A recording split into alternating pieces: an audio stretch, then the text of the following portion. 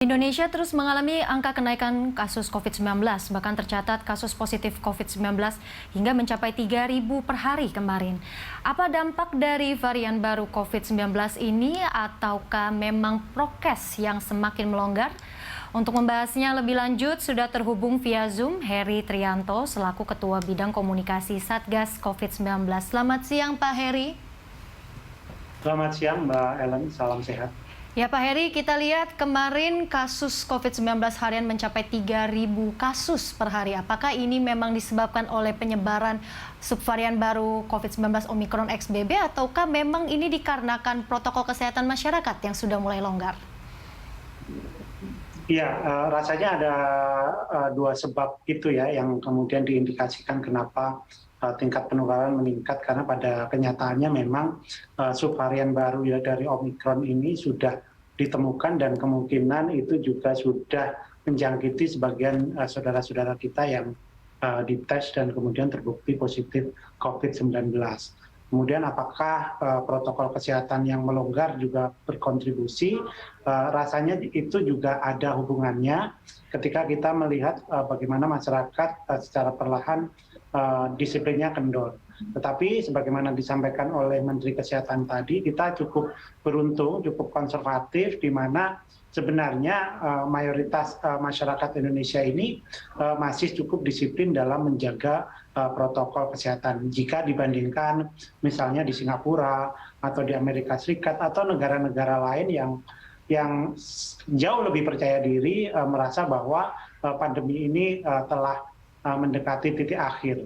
Padahal kita juga tahu bahwa pandemi ini memang masih berjalan dan kita tahu juga negara tetangga kita di Singapura itu mengalami lonjakan yang cukup berarti, bahkan di atas 11.000 ya, sebelum kemudian secara perlahan turun sekarang di 6.000. Bagaimana di Indonesia tentu akan kita lihat dalam 1 atau 2 bulan ke depan, sambil kemudian ini sebagai peringatan buat kita semua untuk semakin waspada gitu ya, kembali meningkatkan disiplin kita menjalankan protokol kesehatan.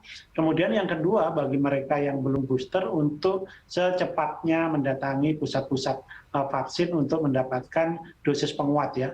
Ini untuk memastikan kekebalan tubuh kita memadai. Baik, apa saja yang perlu diketahui oleh kita semua terkait dengan gejala varian baru XBB ini, Pak Heri? Iya, sebenarnya tadi juga sudah disampaikan gejalanya juga tidak jauh berbeda dengan yang sebelumnya, dan sejauh ini tingkat fatality-nya juga tidak jauh berbeda dari Omicron. Cuman memang karakternya tingkat memiliki laju penularan lebih cepat, sepertinya itu terjadi, dan ada gejala-gejala lain yang melingkupi orang yang tertular. Tetapi tentu saja untuk memastikan apakah seseorang itu tertular atau tertular oleh subvarian baru ini tentu harus dilakukan tes lanjutan ya, dari virusnya itu. Tetapi untuk masyarakat awam yang sekarang memang waktunya untuk berjaga-jaga juga, karena apalagi ini juga terjadi perubahan cuaca yang begitu ekstrim, sehingga umumnya memang daya tahan tubuh kita ini melemah. Jadi ketika daya tahan tubuh melemah, itu adalah titik di mana virus itu bisa masuk ke tubuh kita kemudian memberikan gejala.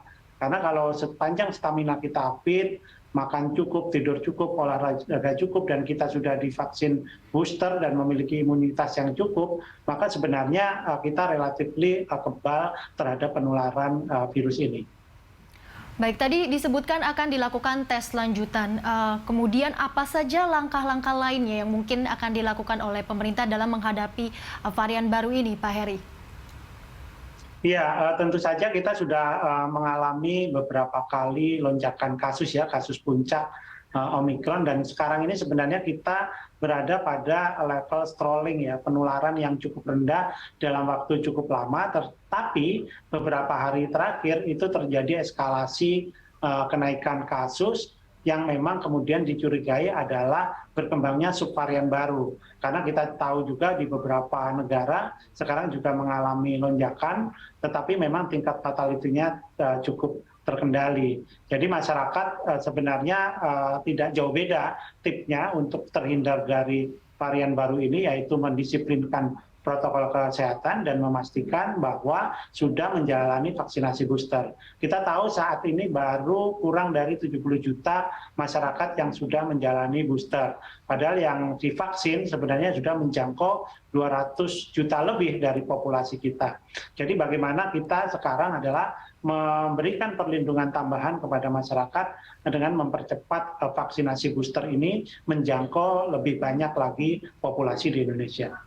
Baik, tentunya kita berharap agar penularan daripada subvarian XBB ini tidak akan berlangsung lama dan menjadi pengingat bagi warga dan juga masyarakat untuk tetap menjaga protokol kesehatan yang ketat. Terima kasih Heri Trianto selaku Ketua Bidang Komunikasi Satgas COVID-19 atas waktunya di Berita Satu Siang hari ini. Selamat siang.